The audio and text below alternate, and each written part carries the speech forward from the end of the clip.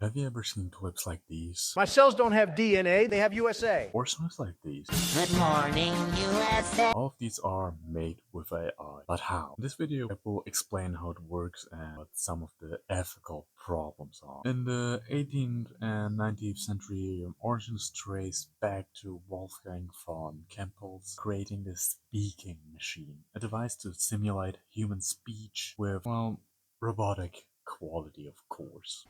In the early 20th century, electronic speech synthesis began with Bell Labs, the father in 1939, which produced robotic speech using a keyboard and pedals.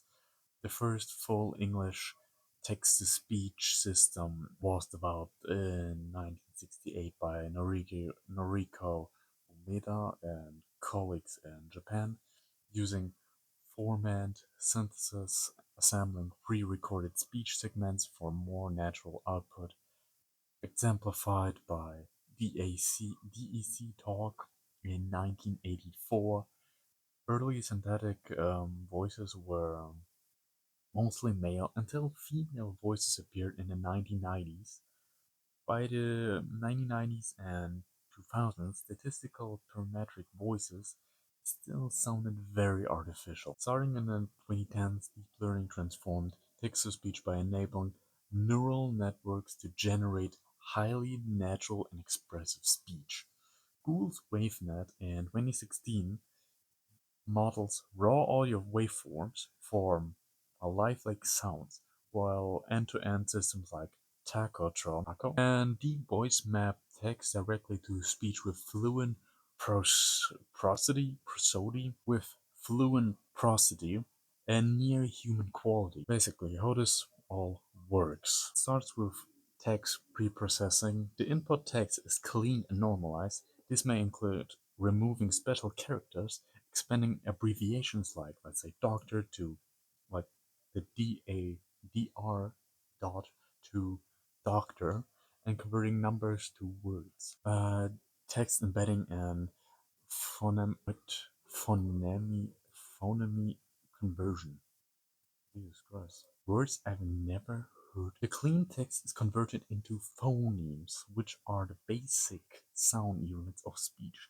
The phonemes are then turned into numerical vectors, embedding that the model can understand. After that, we go to neural network processing, a deep learning model, well, let's say a transformer, RNNs, or convolutional neural networks. Takes the phoneme embeddings and generates intermediate audio representation called spectrograms.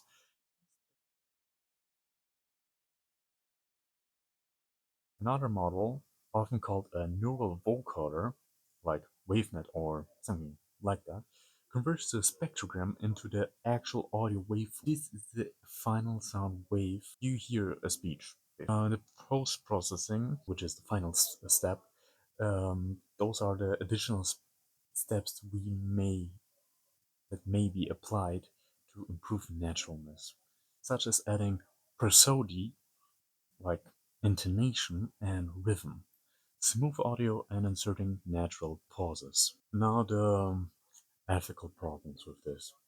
Obviously, voice cloning and consent. Text-to-speech can create synthetic voices that sound like real people. This, of course, raises major concerns when voices are cloned without explicit permission, potentially leading to identity theft, fraud, and obviously impersonation, misinformation, and deepfakes. There are various clips like that one Vladimir Putin where Vladimir Putin talked literally to himself. So realistic synthetic voices can be used to generate fake news, manipulate audios, or, like I said, create political propaganda, making it easier to deceive listeners and spread misinformation or harmful content. Privacy and data security. Text-to-speech systems require large voice datasets, often including personal voice recording. Improper use of such data without consent or weak security can violate privacy and lead to misuse of biometric voice information. Obvious, pretty much, since either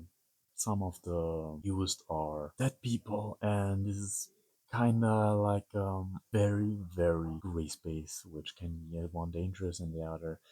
Nobody can like say, oh, You can't ask for consent because he's dead. And that's like, we need more laws for this. I hope this video was kind of helpful. I hope I raised your awareness about this because this is kind of a very serious topic.